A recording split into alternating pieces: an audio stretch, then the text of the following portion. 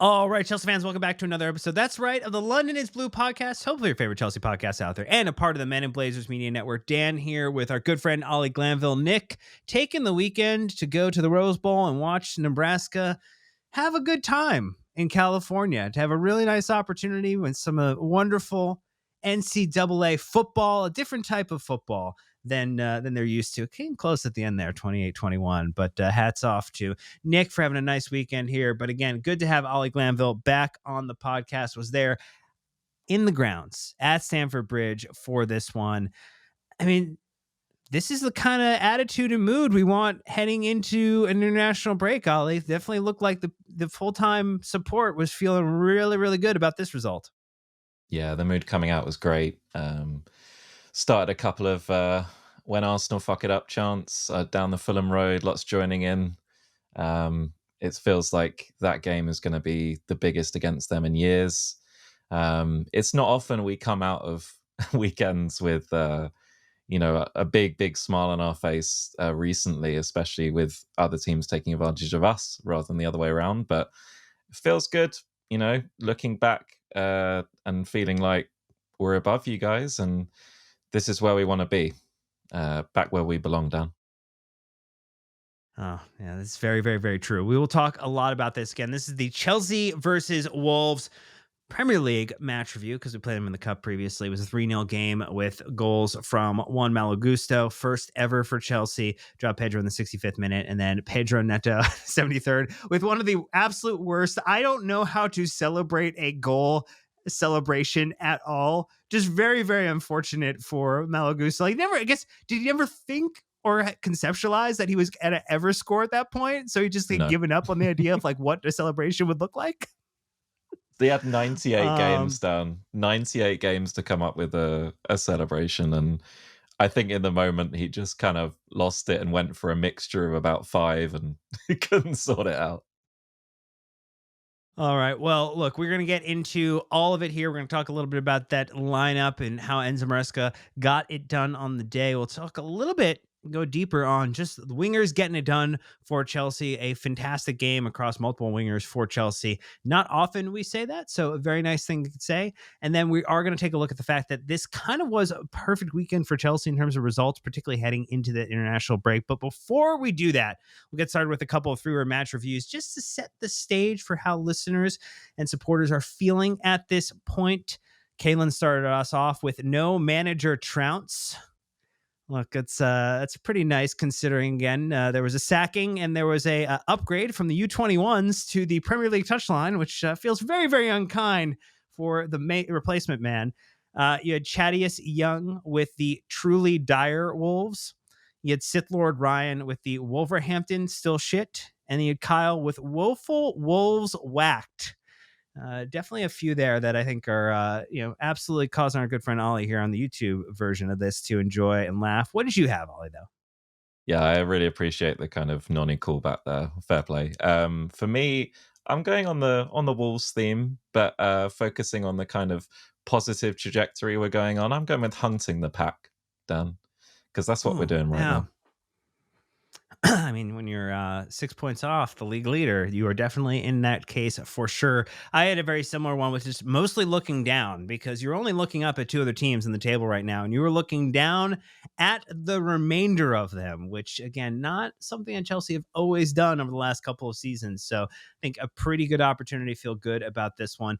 Just one last bit of admin and reminder at the top before we start talking about the lineup of the match as it stands. But just, hey, we're going back to London. We're going to see friends like Ollie at that wonderful Chelsea versus Aston Villa game, the Matt Law Derby. We'll also be there for the Bournemouth game and then heading up to Manchester City to see them play after the new year.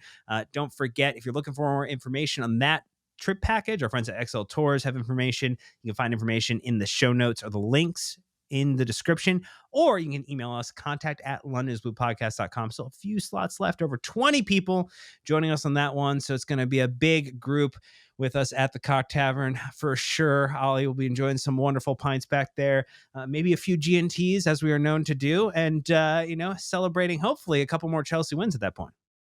Absolutely. Can't wait for it, Dan. See you all there. Well, let's talk about this lineup. Let's talk about the game as it stood. Just a reminder, it was Rob Sanchez between the sticks, Malo Gusto, Wes Fafana, Trev Chalaba, and Mark Cucurella as your back line. No surprise, Enzo Fernandez and Moises Caicedo, even though he got pretty much a full run out in the midweek, gets the feature here. Garnacho, Joao Pedro, and Pedro Neto. And then not carded anymore, Liam Delap gets an opportunity to start at the tippy top of the rotation. Just I think taking a look at it from the start, there were questions, Ollie, around what Maresca was going to do, having rotated during the midweek a little bit, but some of these players having featured.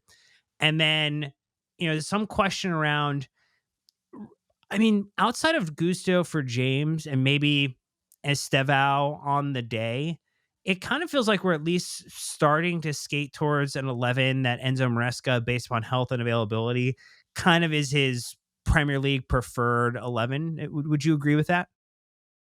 Yeah, for sure. I think injuries aside, Levi coming back in at left centre back, Cole fitting in either at 10 or right wing. Interesting to see Stevao again moving into 10 late on. Yeah, I think this is probably almost the first choice 11. That centre back partnership, I think, is Maresca's first choice with Levi out. That's very clear to me. Mark is completely indomitable on that left side. And it's about kind of resting Reece through this, but he would obviously come in at right back, as you say. Oh, and just to go through the remainder of the lineup, did use all of the substitutes available for him. Estevao came in the 64th minute for Liam Delap. You had Reece James come in the 77th minute for Gusto alongside Guiu for Neto in the 77th. Mentions later that there were some, considerations for knees and player kind of fitness that Enzo Maresca wanted to make sure he was protecting the players, which is great there. Some earlier subs. Andre Santos comes in for Enzo Fernandez in the 83rd minute, along with Joao Pedro coming off in the 83rd for Jamie Gittins. Tosin, Hato, Josh, and Jorgensen unused.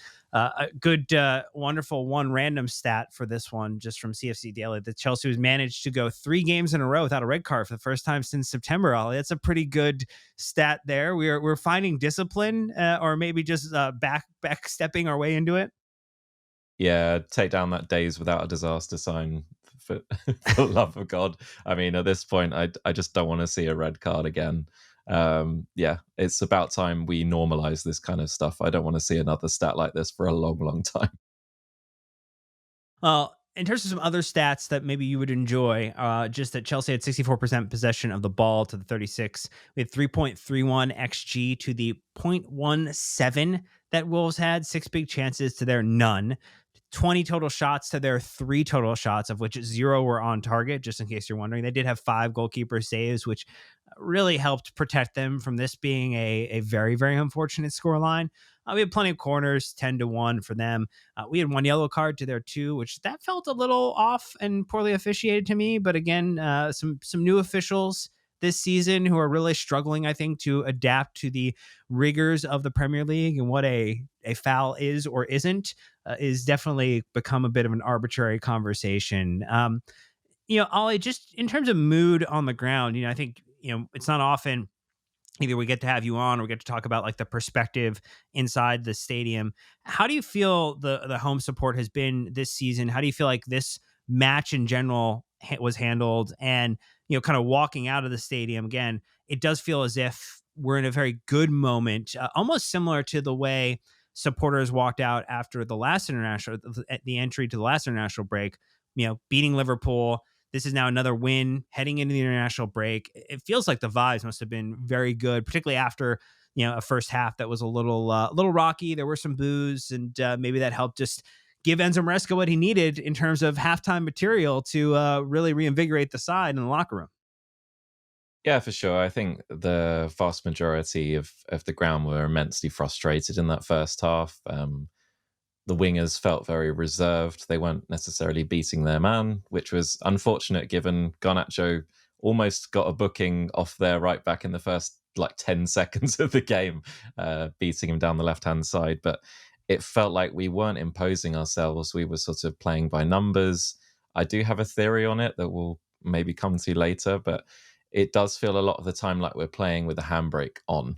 And it's not just the calls for Estevão that, are multiplied across tens of thousands across the ground, and him scoring or him assisting with his first touch of the ball to kind of emphasize that point and it being correct. But yeah, I think there's a kind of frustration around the ground knowing the amount of talent in this squad and the feeling that they're not maybe being utilized in the best way possible, especially against those low block teams, and needing like creativity across the pitch, more movement. It was very static in that first half, but in the second half, all changes. You get that goal, Mallow's first goal ever, wild scenes. But yeah, after that, obviously, Wolves were kind of pulled apart.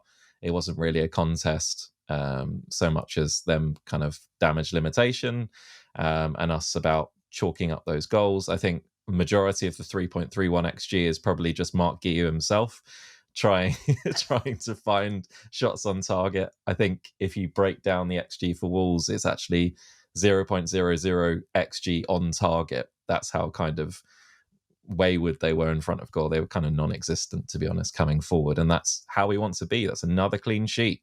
And again, Sanchez making those high claims, imposing himself. That's what you want to see. And yeah, walking out, you're going to be buoyant. You're moving up to second. Arsenal drop points. There's lots to look forward to, and we'll come to it at the end. But that kind of Burnley fixture is terrifying to me. Everything else, really, really exciting. Done. Well, I will say that Mark, you technically had 0.58 xg across his two shots, and we were just a couple of moments away from potentially celebrating a Mark Yu brace. One great save, one post save to help make sure that he did not get involved in this one. Look, we're going to take our first ad break. When we get back, we will get into, I think, some of the conversation just around the wingers in general. And Maresca had some comments, and then there's plenty of good stats that we want to share. One Ollie also brought to the table that I was not anticipating that we will get into as well. So stay tuned, and we'll be right back. All right, so Enzo Maresca said it in the post-match press conference that Garnacho is doing well, Pedro Neto is doing well, Estevão is doing well. Just, again, the same phrasing. It was like a Mad Lib. He just changed the name of the winger. We need them to all be doing well. I agree. Yes, that is a very fair comment to make. When you kind of look at it in the league right now, Pedro Neto after this game on 5 goals and assists. You had Garnacho on 3 in total, 1 goal and 2 assists in the league. And then you look at Estevão is on 2, 1 and 1. You pull that back out to obviously all competitions. It's a much prettier picture, but just focusing on the league right there. This felt like a game where, again, some of these players, had contributions in the midweek. I think we are just in this moment of trying to figure out how to do enough in a game to get the result without putting our players into the red zone. It is risking re-injury or muscular injury that is going to take players out for longer periods of time. And seeing if we can get to the winter break, seeing if we can get to a moment of like true rest for the players where they're not being pulled in international duty, where they're not having to think about what the next fixture is for, a week plus time, to really get in a position where we can be a truly healthy side, a truly competitive side. And the fact that I think where we are right now is a bit of a credit to Maresca for managing through, I think, a really challenging period for Chelsea coming after the Club World Cup, playing later in, knowing that he was going to have to come back in with a limited preseason, the results not always being super consistent, yet still to be 6 points off of the league leaders, 3rd place heading into it. You kind of wish the Champions League results were a little bit better, but you're advancing in the cups.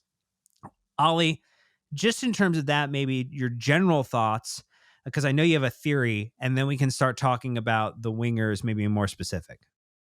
Yeah, for sure. I think it's also worth calling out with your goals and assist numbers there that we are, the second top goal scorers in the league. And with Cole at 1 and Stevão at 2, like, there's a lot of room for growth there.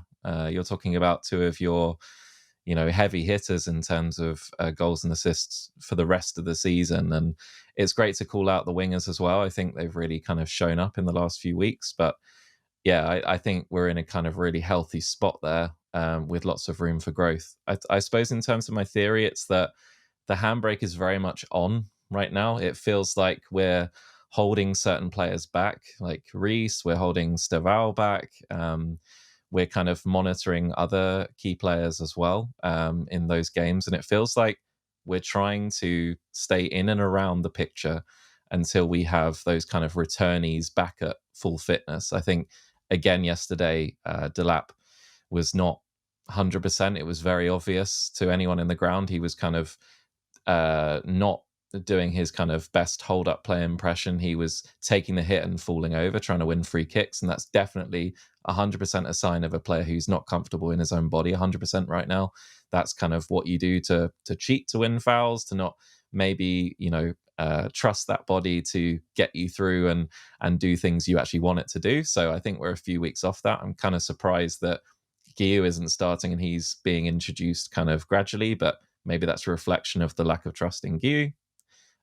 But yeah, I think what we will see in the second half of this season, all kind of injury things being well, is that, we want to pioneer this Cole and Estêvão partnership. I think that's absolutely massive and key here. But we're also calling out these other partnerships that Maresca is kind of hinting at right now. I think it's very clear to me that Garnacho is our number one left winger, according to Maresca, and that Enzo behind him is very much a partner for him in that kind of partnership. And I think that what we've seen in all this massive rotation over the last few weeks and months is that there's that lack of familiarity, not just at the back, but also down the sides with the fullback and winger, and also in the middle. So what we really need to build right now is those personal partnerships. I think it's very obvious to anyone who's seen any games this season, and especially live, that Reece and Estêvão is becoming a really nice burgeoning partnership there. They clearly understand each other. Very, very good footballers often do. And then on the other side, I think Garnacho and Enzo Fernandez, obviously both Argentinian, and kind of similar personalities, they kind of seem to work quite well together there and trust each other, with Cuckoo behind to make up for those kind of maybe defensive frailties, we'll say, on that left-hand side. So you can see kind of burgeoning aspects of this team that for the run-in, I think we'll want to rely on. And when you reintroduce world-class players like Cole Palmer into this squad, I think, yeah, the sky's the limit there for me. Yeah, it does feel as if it's a little playing safe to protect the future, and that we have not been maybe as aggressive as players want or supporters want in every single game. We've maybe not always gone for the jugular in games. And I think your handbrake element is spot on, that Maresca is just trying to navigate what has been, again, a very challenging time when you don't have Cole Palmer available, when you don't have the striker you signed available, when you're asking a guy who's not necessarily the true number 9 to play number 9, when you have to then take him out and then play Mark Guiu, who you had to recall off of a loan because that didn't work and you kind of needed reinforcements. You didn't get other players that you wanted in the market.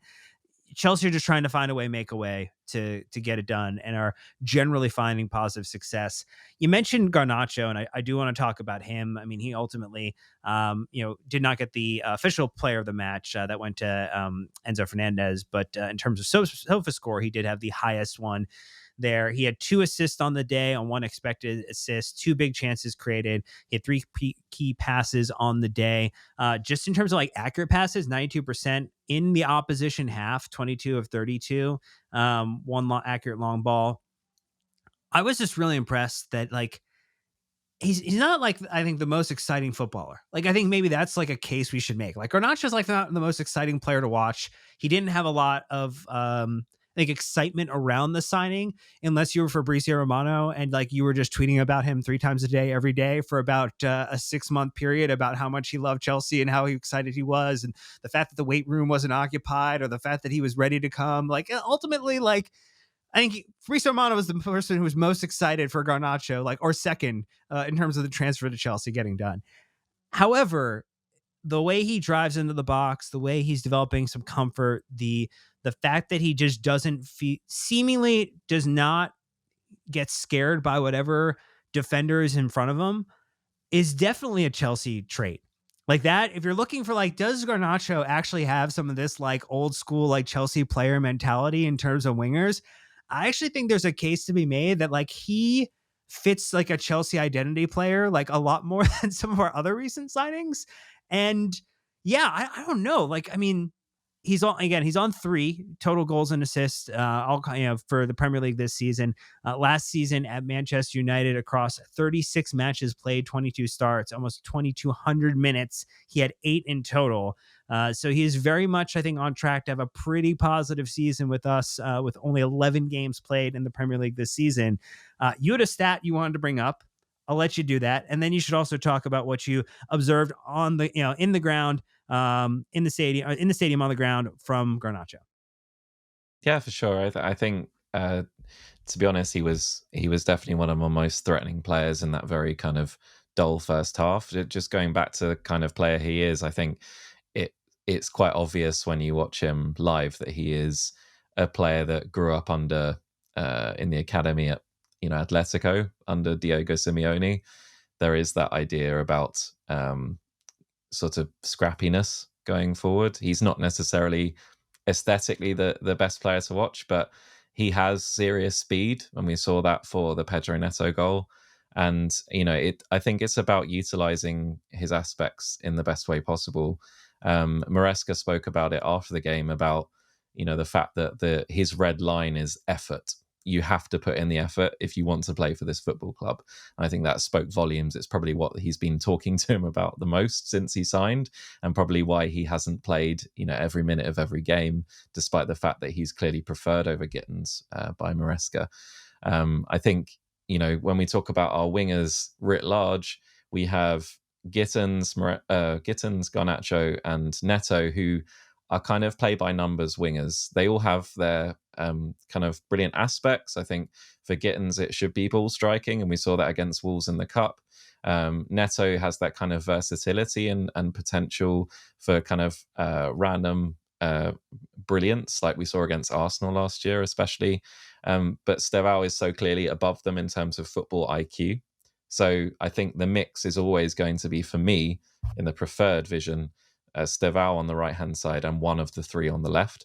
And it does make sense for it to be Garnacho in terms of maybe the ability to be available. Pedro Neto, I think, is still struggling with the fact that he's not been injured in so many months and having to play through that, and has been cramping up the last few weeks as well. But I think, yeah, in terms of sheer physicality, in terms of speed and shooting, it's kind of very, a thin wedge between all 3 of those. So yeah, maybe it does make sense for Garnacho to go there. But yeah, in terms of the one random stat, Dan, as of yesterday, with those 2 assists, he's now matched Mason Mount's all-time goal and assists contribution for Man United. So Fabrizio Romano, obviously the most excited in terms of trying to keep it in the public conscience, but we kind of always saw this as sort of a more or less a swap, right, for those kind of academy Yeah. products. And it seems like we're getting the better end of the deal right now. But we'll see what happens as going forward. It's true. Footballers have very, very long careers, hopefully, and we wish all of them well. Again, Garnacho's only 21, so like the sky could be the absolute limit for him in terms of what he's offering. Enzo Fernandez had a quote on him just saying, "I talk to him a lot. I want to help him. It's one of my responsibilities." He chose Chelsea in many options, and he chose to come here. I'm helping him a lot. Just a lot of really nice things about what Enzo Fernandez was saying about kind of being a mentor to Garnacho. Obviously, kind of a shared cultural heritage there that they can kind of benefit and lean upon, which is very, very nice to see. And yeah, it's just a 99th appearance in the competition. Garnacho has provided 2 assists in a Premier League game for the first time in his career as well. So like, that was a very, very nice thing to see too. We talked about a couple other wingers. We talked about Estevão. We mentioned Pedro Neto. Who you want to go to first? Because I think we could talk about Pedro Neto starting the game, maybe looking again a little tired, but I think that's kind of just par for the course, considering like you have been available, and because you have been available, you are getting the opportunity to play more than most players at this point in time. I mean, really, it's from like an outfield player perspective, obviously Moises Caicedo is actually still number 1 in terms of like overall minutes. Then Enzo Fernandez, no surprise. So the midfield pairing is there. Cucurella, No surprise again either. Sanchez, Trev Chalaba, Joao Pedro, Pedro Neto is your next one there. Those are the players all with over 1,000 minutes. That puts him all over like an extra, like almost 150, 160 minutes over the next person, which is Reece James. It's like that is the group of people that is starting to look a little tired at times, looking to maybe half challenge at times, maybe looking to see if they can only play for the 45 minutes that the ball is in play and Karabag, or, potentially, what's going on here in this one. He still found a way to get it done in the end. That's a great goal at the end. Really, really great take. Yeah, for sure. I think he has been basically Mr. Reliable for Maresca. I think he called it out before the game about the fact that Neto does so much off the ball. I think as wingers, where we dominate the ball, you'd prefer him to do a bit more on it. But I think, we saw right at the start of the second half what he can do, bursting past the left back and creating, a corner or a chance. That's what we want to see a lot more of. But I think, yeah, that the goal is lovely. It's a it's a textbook counter attack. I think if you go through the textbook, that's exactly what it looks like. But yeah, in terms of Pedro, I think going back to the partnerships, he has to play with gusto. And as long as Maresca, calls out the fact that Gusto is versatile, Gusto is doing this job for us, and we'll come on to him later, Pedro Neto has to start in front of him because he has that understanding with Malo. He drops back. He's kind of capable in that right back position, stopping crosses, covering behind, yeah, they have that kind of understanding. And it also means, unfortunately, that Neto can't do as much going forward because Malo will cut in inside and be that threat from headed opportunities, Dan, as we saw this game. So yeah, I think maybe it's an interesting thing for Pedro Neto to be so played and so relied upon, probably for the first time in his career. It's probably a strange place for him to be mentally, but yeah, I think that goal will do him a lot of good for us yesterday as well. Yeah, I mean, it. I think does put us in a position again where we're seeing contributions across the set of players. I also want to kind of like talk about our guy, Big Steve, just the most electric of the bunch, the most exciting, I think, of any of the players that really entered the side for the first season, their first kind of senior season with Chelsea this year. Again, did not play the entirety of the game, comes on as a substitute. 0.45 expected assist, one big chance created, had two key passes, accurate passes 82%, passes on opposition half 75%. I mean, just how much is it changing the atmosphere on the ground when he comes on, and how is he being received? And then just the chanting and support of him does feel as if, again, like I know it's like sacrilegious to kind of mention these type of things, but like also, we just saw Eden Hazard, introduced in the Premier League Hall of Fame, and like some really, really nice stuff about that. It's very early. It's way too early to say, oh, it's kind of like Eden Hazard, right? But like there are special players who just get people excited every time they walk on the pitch. And I feel like I am very much looking forward to when we are over in London and in Manchester to watching him come out on the pitch and play for Chelsea. I'm super excited for that. For sure. I mean, he has two chants already done. Like, this guy is 18 years old. Chelsea fans are coming up with so many chants for this guy, trying to find the best one for him to fit that really, he really deserves, because he has been a phenomenon. Like, Jay and Nath will tell you, obviously, that, Estevão he's very special. He's muito diferente. He's very different, right? So this guy, he's not a normal kid. He's ready for, the biggest things. So it's, I mean, obviously you'll see in December, and all the listeners that come over as well. There's a vibe, man. There's a vibration around when he's, even sent to warm up, even, before he comes on. There's a heightened noise. There's the chants that start, and it doesn't just affect us as fans. It affects the players on the pitch, both sides as well. And the only parallels I can draw in my lifetime are Eden Hazard, and before that, Arjen Robben, where you have those players on the pitch that instantly push a team back 10 yards. Instantly, Mhm. they want to put three players on them. It frees up other players, right? I mean, yes, he is very, very young, but who isn't in our squad, right? Everyone is like 21 or younger. So I think, we saw instantly with his third touch of the game, like first time he actually had the ball, that he sets up that chance because he's got two men on him. He fakes one way, he goes the other. He crosses with his right foot, which is allegedly his weaker foot, and yeah, instantly gets an Allegedly, assist. yeah, allegedly his Allegedly, weaker foot. for sure.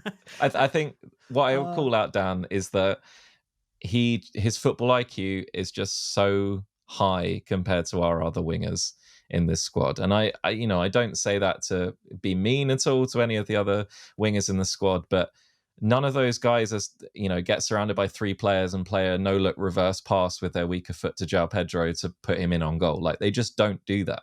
They have to play by numbers, they have to spot the runner, and they have to find him. Esteval's already playing 2-3 passes ahead here. yeah, it's almost as if that there's very little that it needs to be done to get him to the true, like, he is the Premier League starter in this team level, but it's about the consistency of the application for those things that is going to really kind of drive him to be there. And Maresca's saying the right things about him. Obviously, he's got other Brazilian compatriots in the squad, that I think help with it as well too. There's clearly Joao Pedro and him have quite the kinship that they've developed there with one another. I do think maybe the last like one or two things on just players that we want to talk about before we start looking a little bit more at the larger picture of what happened this weekend. Um, Enzo Fernandez doing a really nice job in this game. Just some really, really nice kind of passing, some really good fight for the ball as well to kind of build that stability in midfield. I think you mentioned like the partnership between him and Garnacho, and then also with Cucurella, like running the left hand side, is a really nice development that is kind of starting to hit. And then I think the way that he's protected his knee, the way that he's not going on international duty, the way he's going to be in a situation again, just having taken this kind of protected rested time to really be able to go pedal to the metal into late November into December here to make sure that he can contribute at the highest level. And then Malagusto getting his first goal. Do you want to talk about either of them? Do you have any kind of additional thoughts you have on them? I think those are both like two people deserving a little bit of additional recognition in this one as well. Yeah, I feel like Fernandez, that's absolutely something we should be doing squad wide. Like, I don't want another time this season where international breaks cause massive injury scares. Moy, I'm looking at you. Do we really need to go to the World Cup preview event, which is the Canada international friendly? Like, can we just stay at home there? There seems like some self-sustainment needing to happen there as well. And there's a reason why top teams don't always send their best players out, right? I think there has to be a time where you think about your own health, and put yourself first, and I think that's really important. On Malo, great. I'm really happy for him in terms of scoring his first goal. I think I've said it before. He works in that kind of right 10 role as a chaos merchant, especially in the biggest games. And if he can add goals to his game, maybe this is the start of a waterfall down. Maybe he'll go on a Cuckoo style tear where he gets 7 or 8 this season. I think Maresca called it out laughing at the Yeah. same time. But for me, I think what's really, really important is whoever's playing this right hand side role has to be a genuine threat against a low block. And that's why I'd always want Reese there, or maybe even Josh. But the problem with Malo going forward is that it keeps Cuckoo back, so we don't have that threat in the final third. And then Malo is kind of left to his own devices because he's not perceived as a threat. So this goal maybe is a really positive change in that, and maybe teams will have to start monitoring him a bit more, and that will free up space for the likes of Delap or João Pedro or whoever who is kind of double marked at the moment because they're leaving Malo spare. Yeah. Well, again, It's a 3-0 win heading into international break. We all feel really good about it. Every Chelsea supporter should feel fantastic about this. But we're going to take a last ad break. When we come back, we will take a look again at just how this weekend really was a fantastic weekend to be a Chelsea supporter and for the team at writ large. So stay tuned. We'll be right back. From the first game with the Tottenham 2-2 draw against United, and also an amazing yellow card celebration for then also the team to go on and drop points. Just absolutely choice for Charleston. No notes on that one. Everton winning 2-0. West Ham beating Burnley 3-2. The Sunderland Arsenal draw. Was walking my dog and came back in, and then 10 minutes later it was a draw again after being in a winning position. Aston Villa beating Bournemouth 4-0. Brentford beating Newcastle 3-1. Crystal Palace and Brighton splitting with the draw. Forest finding a new win against Leeds, dirty Leeds 3-1. And then Man City deciding to humble the champions 3-0. That puts Chelsea on 20 points in third place, just as everybody was expecting was going to be heading into this international break. A top 3 position for Chelsea, only 2 points behind Man City at the moment. Plus 10 on our goal difference, and it's plus 15 right now for Arsenal and Man City. Feels really good, Ollie. It was a great weekend for our beloved Blues, and if we get a couple more of these, and we can kind of control our destiny a little bit more. Again, we have the same last 5 that Manchester City have, in terms of 4 wins and a loss. There are plenty of people who are saying like, "Oh man, we're the club in crisis." I'm looking at this table. There's plenty more teams in crisis than Chelsea are when you just pull back a little bit. Yeah, for sure. I think, there were calls to look at Eddie Howe not too long ago. And, obviously with Isaac going from Newcastle, it's been really tough for them with Voltemada basically coming in as the only kind of fit 9 there. And it's not going well right now. But I just like to call out a couple of results for me. That Sunderland draw late on. I was talking to a couple of Arsenal fans on the tube on the way to Chelsea, and at the time it was 2-1, and I was saying this has to be the year, right? And they were like, yeah, I guess so, we're not going to do it otherwise. And I get off the tube, and Brian Brobby equalizes there right at the end, which is great. And with that second goal, Dan, they move probabilistically from either drawing or equaling our record of all time best defense in the Premier League to going 4 or 5 goals past it on average. Like, that's the margin of error that the best ever defense in Premier League history offers you. One bad day, you're done, which is wild. It's completely wild. So I thought I'd just bring that one up. And yeah, the Bournemouth one is really fascinating to me as well. In the game, they did miss a penalty, which may have changed things at 2-0. But yeah, just, Ross the Boss Barkley ensuring with the third goal there that we would finish at worst third in the league. And yeah, I wouldn't want to be Florian Wirtz right now with, 11 games and counting without a contribution. Yeesh. Oh, well, golly, Glanville, you and I both know that we have the same number of goals and assists, as StatMuse indicated on Twitter, as Florian Wirtz. This moment, worst buy of the season. At this point in time, just in terms of like what Opta is saying, in terms of what they think, and predicted who will win the league, they still predict Arsenal with a 65.49% probability. They have Manchester City at 19.43. They're giving a lot of love to Liverpool still, 8.89, and they have us at 2.55. But that actually is the top 4 that they have locked in at this moment. 80 points to Arsenal, 72, almost 73 to Man City, 69 for Liverpool, and then 63 for us. And then it's Aston Villa, Crystal Palace, Bournemouth, Manchester United. So very interesting top 8 according to that Opta analyst that they have there. When we come back from break, just to kind of like Burnley, interesting game. The Arsenal game becomes one of the biggest, and sandwiched in between that is also the Barcelona game.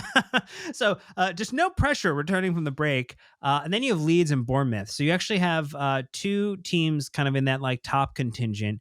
with Arsenal and Bournemouth, and then you have a Leeds team that's struggling and a Burnley team that is also struggling. And Leeds and Burnley currently at 16th and 17th. Leeds is the opposite record of us, 4 losses and a win, and then Burnley has 3 losses and 2 wins over their last 5. You got to beat Burnley. You just, without a question, you have to beat Burnley. Yes, it's away to Turf Moor. Yes, it's a terrible, terrible away day for our supporters who are going to be going there. But I mean, you can't say that you're going to get this season done if you don't do that type of result, because Arsenal is going to get that result. City are going to get those results. And if you want to be in this grouping of 3 other teams, you have to find a way.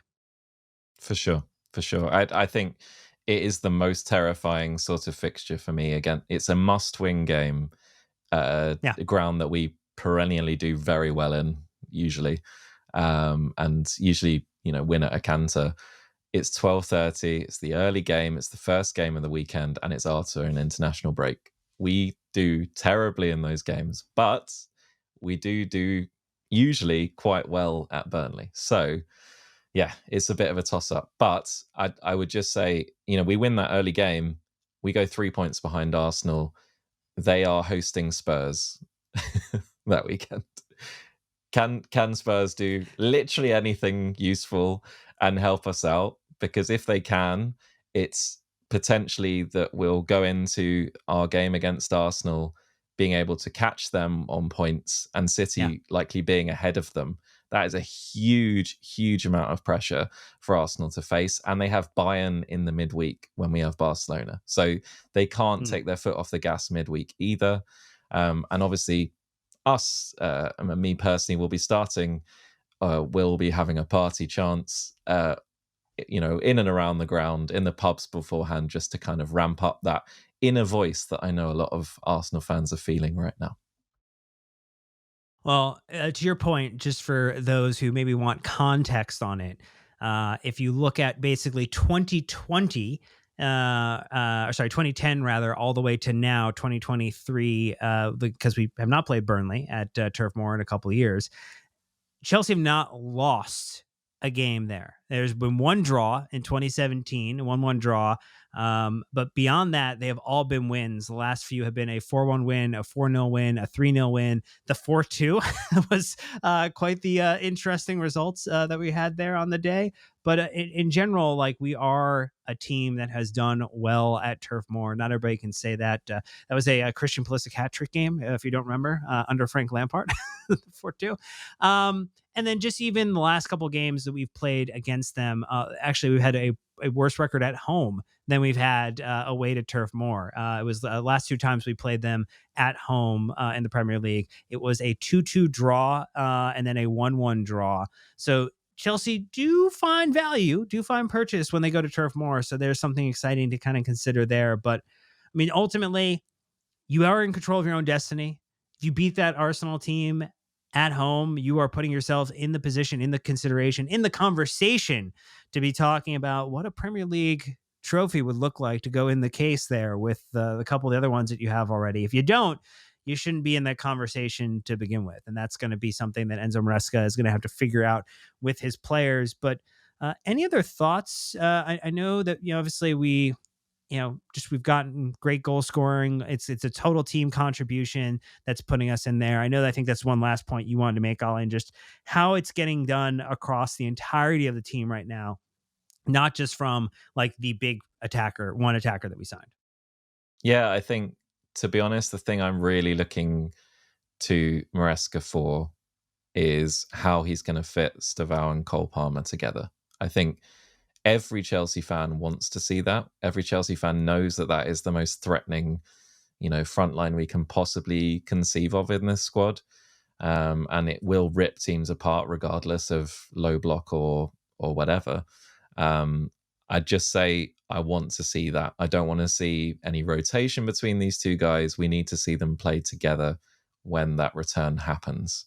I think, that game against Arsenal is probably the biggest game against them, in many, many, many years. We have owed them several beatings over the last few years, especially.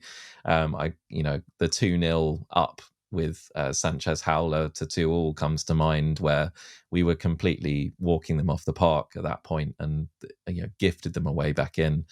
We need to get it over the line this time. And there are two teams who, in my heart of hearts, I loathe above all else, Dan, as I'm sure you know, and that's Arsenal and Barcelona for historical reasons.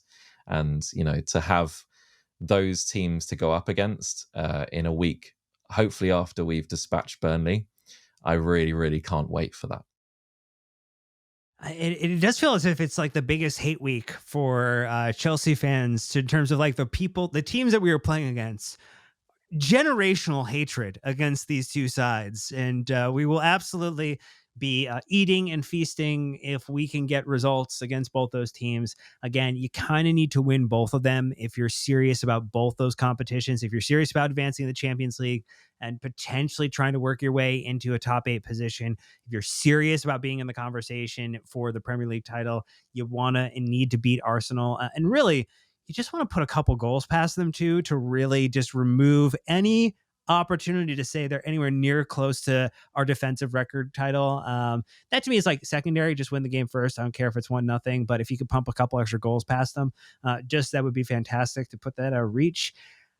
But I think that's it. I think we now head into an international break where we get to be a little bit more relaxed. We have to focus on the Chelsea women's team, who are continuing to get it done as well, and look as if they're going to have a fun little quest to vie against Manchester City for the top of the table there. But any final thoughts, Ollie Glanville?